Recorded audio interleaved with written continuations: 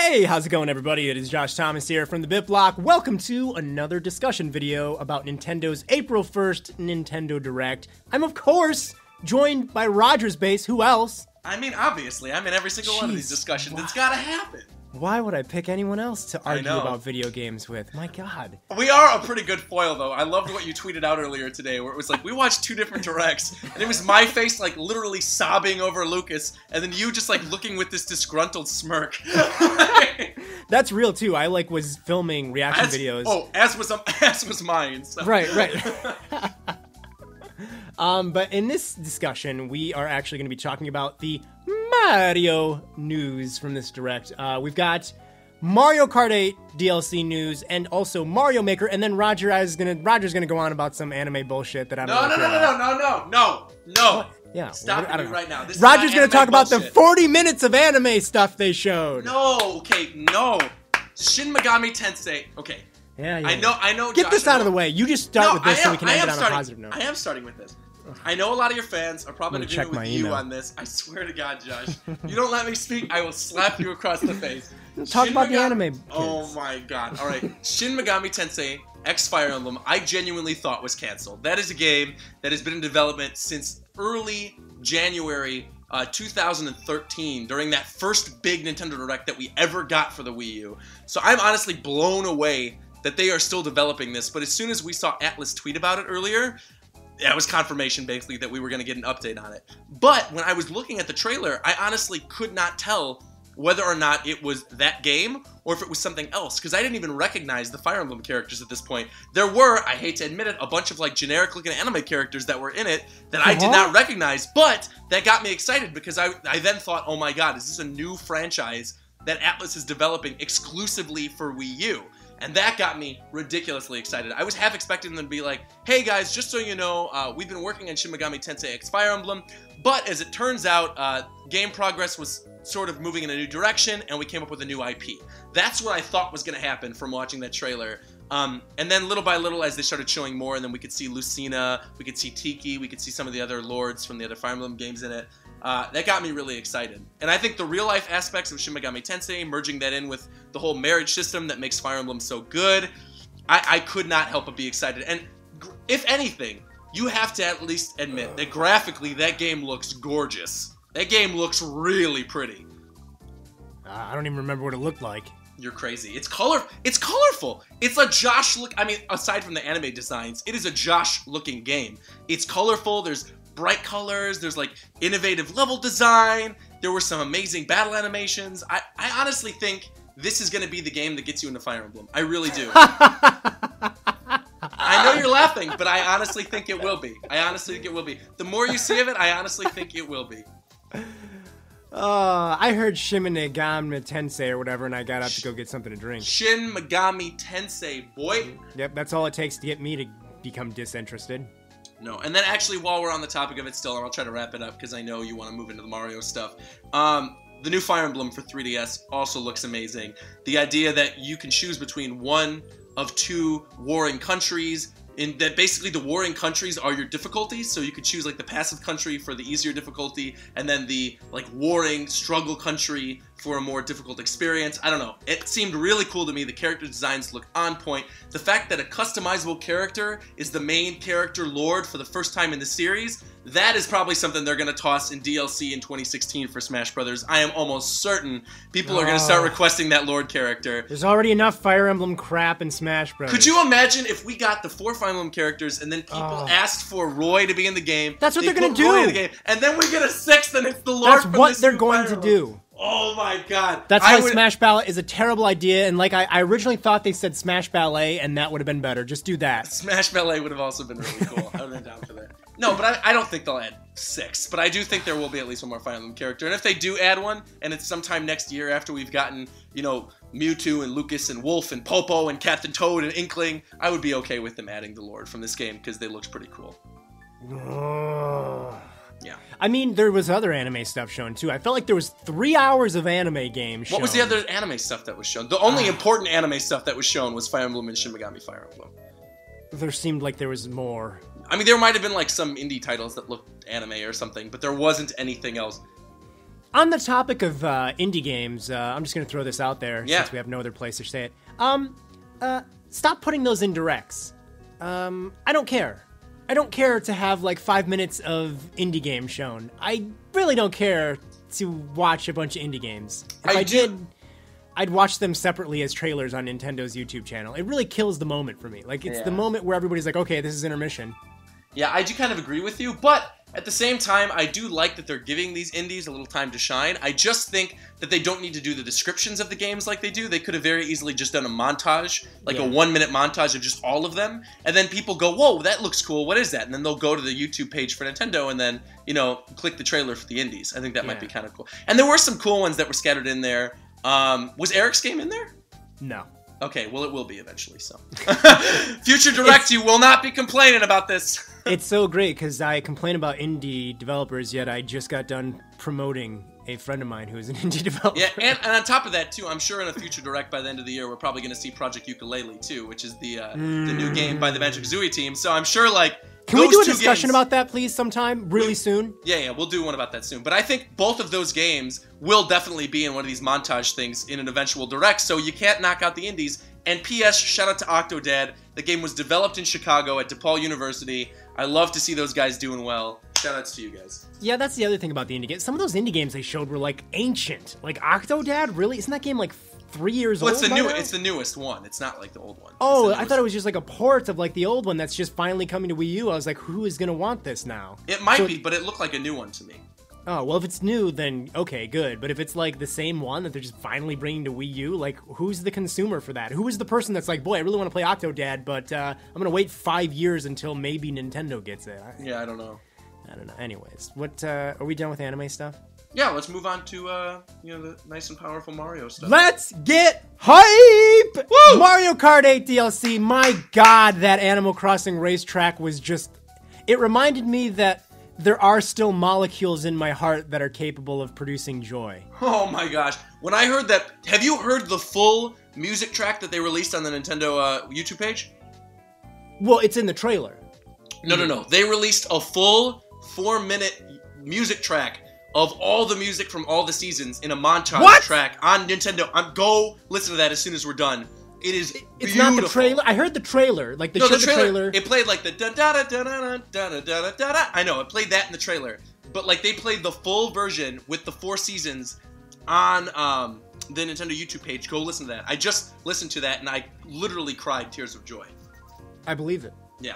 So, what an amazing racetrack. First of all, how does it determine what season you race in? I'm assuming it just reads the console, right? Oh, so it's based on the real clock? I'm assuming. I mean, the way they said that it's supposed to be a track that really translates how Animal Crossing is unique into Mario Kart, I feel like it has to, yeah. Roger, we're not giving ourselves enough credit, by the way, because you and I predicted that. We did, and on top of that, we didn't get to see any of our other predictions come true because they're still staying tight-lipped, which is kind of a bummer to me, because I thought we would see more, but they did confirm 2 of the 4 new karts. By the way, super shocked that one of the 2 Animal Crossing karts is not Gracie's car or Captain's boat. Yeah. Really shocking to me. So one of them, which looks awesome, by the way, is the Beetle car. Mm-hmm.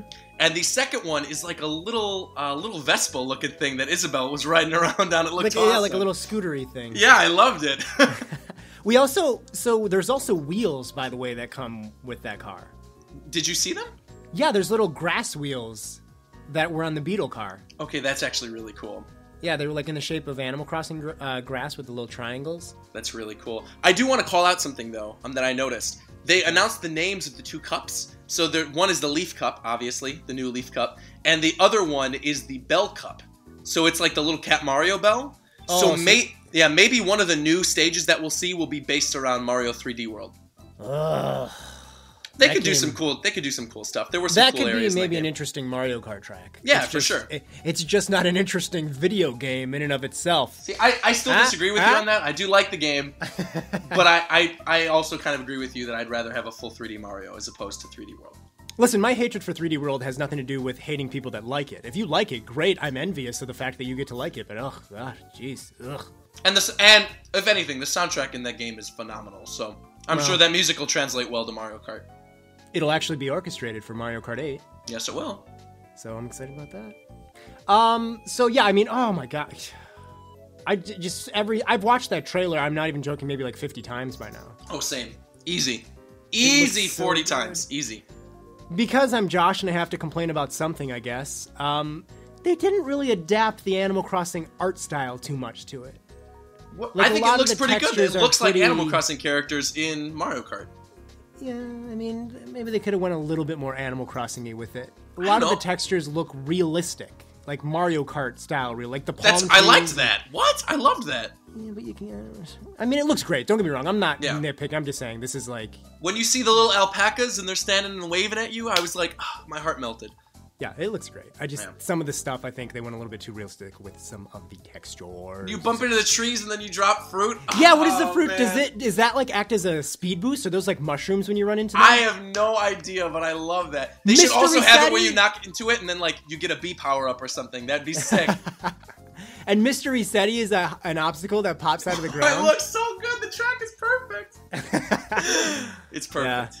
That one is amazing. Yeah. All we need now is a wave race track, and this will be the best DLC pack of all time. Well, no, you wanted a whatever. No, not Uniracers or whatever. I want that to become a meme. Uniracers? Predicting something, they're gonna say Uniracers. I bet Uniracers is gonna be in this. Uniracer for Smash 4. Put it on the ballot.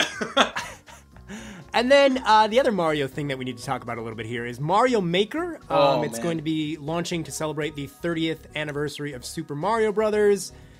It's got a lot of and this is a good thing, it's got a lot of Mario Paint stuff in it. Yeah, I'm still kind of surprised. I'm still kind of surprised they haven't announced like a music editor for it yet, because I feel like that's something that's got to be in there. That was one of the most popular things of Mario Paint, and it has so many vibes of a Mario Paint sequel that I can't imagine that that's not in there.